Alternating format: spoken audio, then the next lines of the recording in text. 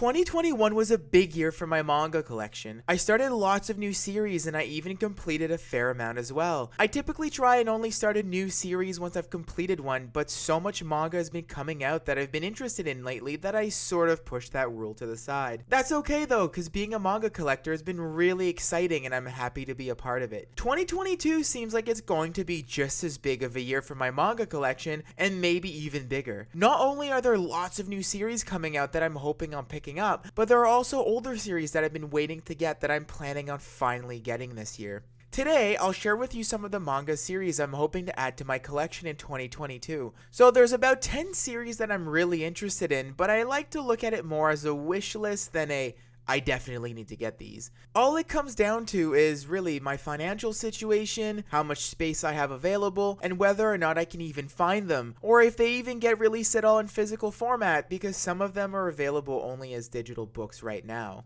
Before we get started though, I'd like to welcome you to MangAnalysis, where I do little reviews of the manga I've been reading, or in this case, talk a little bit about my manga collection.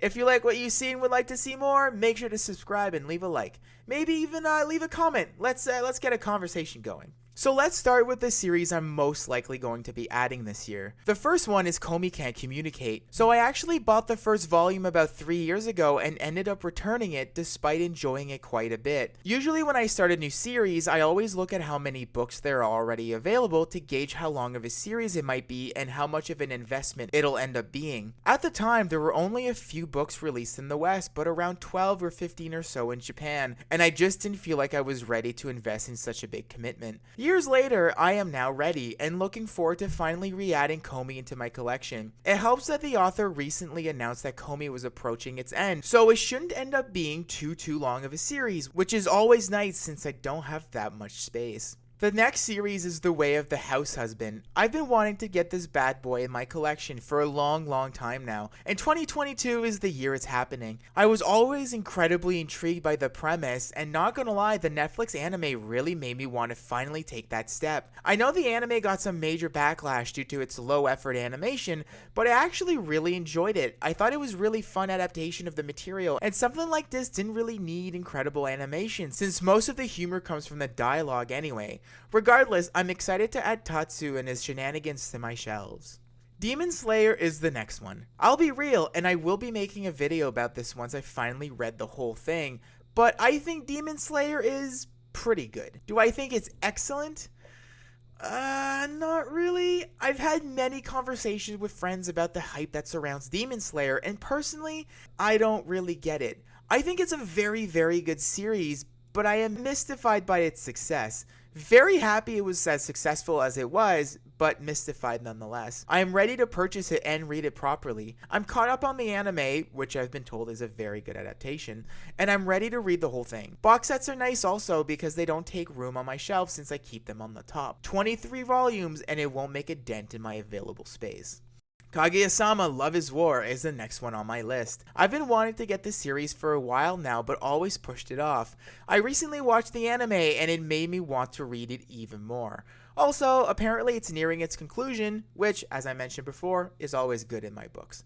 The only problem is its availability. I have been finding it extremely difficult to find any of the books online and in bookstores. I think I'm just going to have to wait until it's back in stock. I don't really have any desire to bargain hunt or anything, so I'm in no hurry. I'll just be patient. I'm hoping that'll happen in 2022, but if not, who knows, maybe by the time I'm ready to get it or that it's available, a box set will be available. Next up is Ayashimon. I know so little of this series other than it's being written and drawn by the same guy who gave us Hell's Paradise. I loved Hell's Paradise and I'm very excited to read this one as well. Will this one come out physically in the West during 2022? I'm thinking yes, but who knows. If it does, know that I'll be picking it up right away. Dan to Dan is the next series I'll be watching for in 2022. Again, I know very little of this one except that it's being created by one of Tatsuki Fujimoto's ex-assistants. Who is Tatsuki Fujimoto, you ask? Well, none other than the lad who brought Chainsaw Man to the world. So the Dan to Dan came out with lots of expectations, and I've heard that it's living up to it really well. I've seen a few videos on YouTube talking about it, and if it does come out in 2022, I'll be checking it out for sure.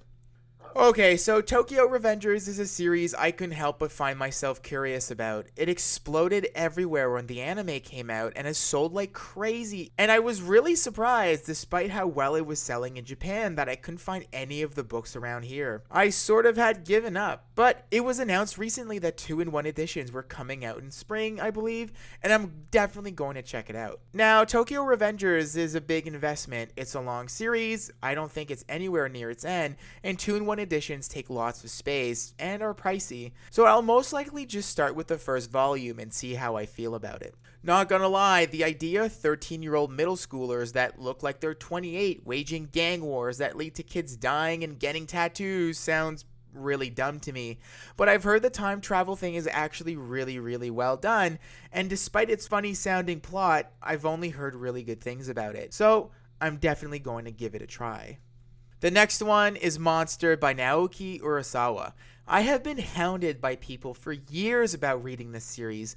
It's honestly been my biggest shame. I've legit lied to people and said I've read the series just so that I wouldn't get judged, but all that ends in 2022. 2022 is the year that I will finally read the series. Own it even. Maybe. It's expensive and it's kind of hard to find, but this is a series I'm willing to spend time and money getting. It's incredible that I've made it all this time without having it spoiled for me, so I'll take it as a sign that I need to read it. Let's get it! Inuyasha is the next one. I've mentioned it in my series that got me into manga video, but Inuyasha is a huge part of my childhood and an even bigger part of how I got into manga and anime.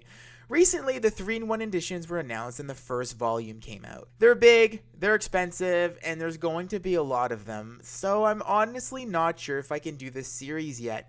But every time I walk into my local bookstore and I see one of these big, beautiful yellow volumes, I can't help but yearn for the day I bring one home. Who knows, maybe I'll finally take the plunge this year, but it'll really depend on the space and how much money I have.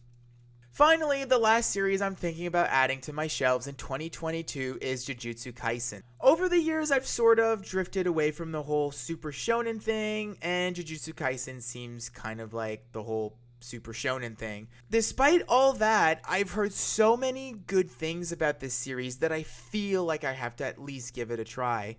Honestly, I felt the same thing about My Hero Academia. I heard about it, wasn't super interested, and then I just kept hearing about it. And I finally checked it out, and it's been one of my favorite ever since. So, from what I've heard from Jujutsu Kaisen, this might be another one of those. The thing is though, shonen manga like this tends to last a really long time, which is another reason I've been keeping away from it.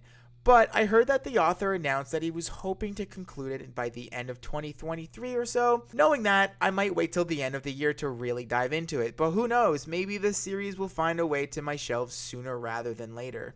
Well, those were the 10 series I'm thinking of maybe adding to my collection in 2022. I will be surprised if all 10 of those get added, since that's a lot of books, but usually I take it 1 month at a time when it comes to buying manga, and as we all know, lots can happen in a month, so who knows what my shelves will look like this time next year. Also, I guarantee you that some series that aren't even on this list will make their way into my shelves. Lots of series I usually end up picking up are on a whim, such as Mashle and Nagatoro. I plan on making haul videos every 2 to 3 months, so you should be kept in the loop with this list progress.